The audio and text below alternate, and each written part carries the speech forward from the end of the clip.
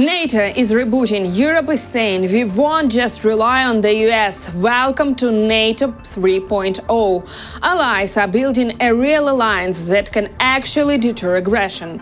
New aid packages for Ukraine are already on the way. The UK is pledging £500 million to strengthen Ukraine's air defense. Sweden is preparing a third Pearl package for rapid weapons deliveries. Estonia and other allies are clear: either equipment or money, so Kyiv can arm up fast. Meanwhile, sanctions and economic pressure are hitting Russia's military resources. Meanwhile, Russian losses on the front line are surging. In December, 35,000 troops were taken out, almost double NATO's estimates of Russia's average monthly losses. Ukraine is not slowing down. The goal is 50,000 losses per month by summer. At this rate, it would take Putin another 2 years to take Donbas. Ukrainian drones are working overtime, and Moscow's story of inevitable victory is collapsing in real time. All the details right now. The United States is calling for a fundamental overhaul of NATO, pushing the alliance toward what officials describe as NATO 3.0, a model designed to move away from Europe's dependence on Washington. The message was delivered by the U.S. Deputy Secretary of Defense Albridge Colby ahead of a NATO ministerial meeting at the alliance headquarters on February 12th. Colby said the goal is to transform NATO into an alliance built on equal partnership rather than reliance on U.S. military leadership. He emphasized that 2025 marks a decisive moment driven by the leadership of U.S. President Donald Trump and NATO Secretary General Mark Rutte, which Europe expects to take the lead in NATO's conventional defense. Colby described the shift as a return to NATO 1.0, a serious defense alliance focused squarely on deterrence and collective security. This year, we actually have a good message to say, which is now it's time to march out together, to be pragmatic, to be focused on the kind of flexible realism that the national security strategy and the national defense strategy are based on and really exhibit. And I think we have a really strong basis for working together in partnership, but putting NATO kind of a 3.0 NATO that's based a partnership rather than dependency, and really a return to what NATO was originally intended for. On Thursday, February 12th, NATO's headquarters in Brussels is hosting a series of high-level meetings, including the alliance's defense ministers gathering in the NATO-Ukraine Council and a session in the Ramstein format. A top focus: stepping up military support for Ukraine. Allies arrived with the new aid packages and positive news for Kyiv. It's already confirmed that the United Kingdom will provide an additional £500 million for urgent aid defense support for Ukraine, an announcement made by the UK Defence Secretary John Healey. This afternoon, I'll be confirming that Britain is providing an extra £500 million in urgent air defence to Ukraine. This is Britain. Estonia's defense minister Hanno Pevkur stressed ahead of the meeting that Ukraine's security is directly tied to the security of Europe. He emphasized the need for a fair burden sharing. Every country must do its part. Pevkur added that allies have received another appeal to review their stockpiles and provide as much support as possible.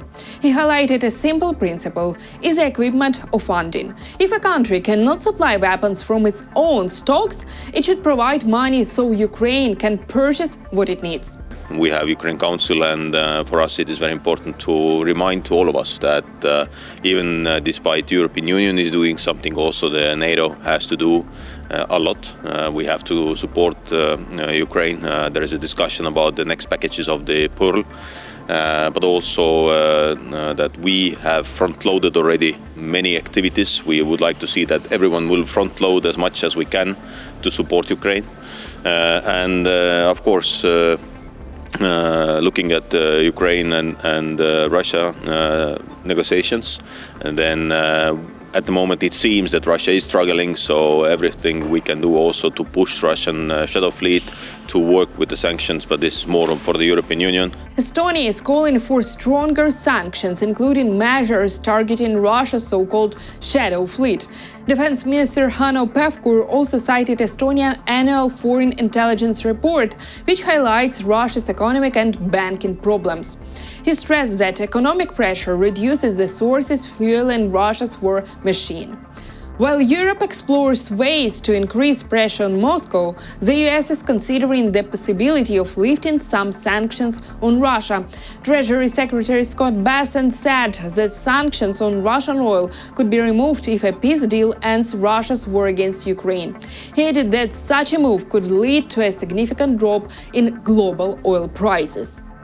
If an agreement can be reached with Venezuela, Iran, and also between Russia and Ukraine, a significant amount of oil could enter the markets. In that case, the US Treasury Department sanctions would be lifted. Meanwhile, NATO defense ministers responded to another Russian strike on Ukraine's energy infrastructure. According to Ukrainian President Volodymyr Zelensky, as of the morning of February 12th, 2 people were killed and more than 10 wounded in the attack. Over the night, Ukraine recorded 219 strike drones, many of them Shaheds, as well as 25 missiles, 24 of which were ballistic.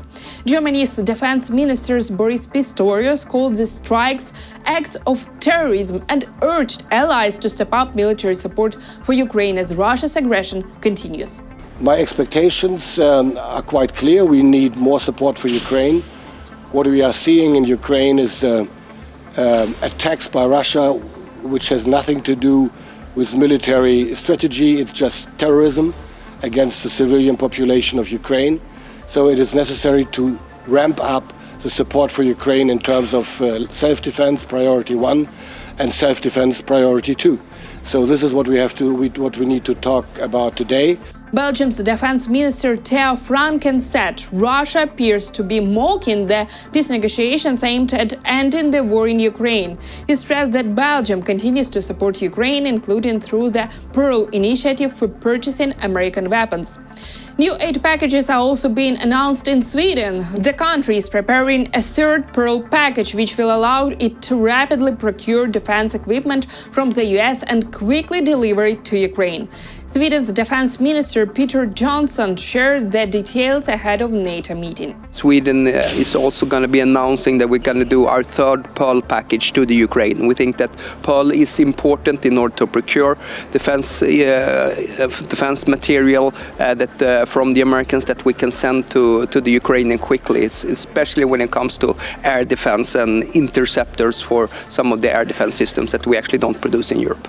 NATO member states are increasingly viewing the United States as an unreliable ally. This is according to a recent survey conducted among NATO countries, reported by Politico. Across all NATO countries surveyed, far more people described the United States as an unreliable ally than a reliable one.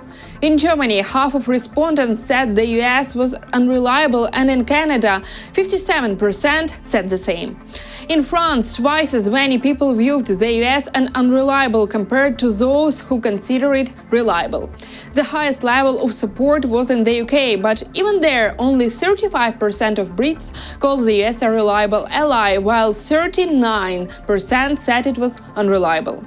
American military power is increasingly seen as an uncertain asset. Most respondents in France and Germany said they do not believe enemies would deter by their country's ties to the US. In the UK, confidence in the US as a deterrent fell sharply by 10% in just 1 year. Negative perceptions dominate across key indicators, from defending democracy to shaping values and acting as a dependable partner. In France, only 17% agreed that the US shares their values, compared with 49% who disagreed. In Germany, 50% said the US does not share their values, and only 18% believe Washington protects democracy. Still, there is some hope. In Germany, France, and the UK, most respondents said that while Donald Trump damaged relations with their countries, they believe their relationship could be rebuilt after his departure. Frontline update. Ukraine's strategy is paying off. Russia's losses on the battlefield now exceed the rate at which its army can replenish forces. According to Bloomberg, citing anonymous Western officials, in January the invading army lost roughly 9,000 more troops than it was able to replace. Western sources report that Russian forces suffered heavy battlefield losses but failed to achieve significant gains. In December 2025, Russian casualties reached 35,000, nearly double NATO's monthly average for the year. Ukraine's defense minister Mikhailo Fedorov has unveiled a strategy aiming to push Russian losses to 50,000 per month by summer this year, a move Kyiv say would make it significantly difficult for Putin to replenish forces without a new mobilization. Officials note that in December, Russian losses roughly matched Moscow's monthly recruitment, while the shortfall in January 2026 suggests Ukraine's strategy is having an impact, though it remains unclear whether these rates can be sustained. Rising Russian casualties challenge the narrative pushed by Moscow and, at the times, by Donald Trump's administration that battlefield gains guarantee Russian victory. At the current pace, it would take the invaders another 2 years to fully capture Donetsk. Putin is unlikely to pursue mobilization, which has proven deeply unpopular in Russia. Western officials link Russia's mounting losses to Ukraine's more effective use of drones. That's all for today. Thank you for watching, and don't forget to subscribe to our channel and leave your comments.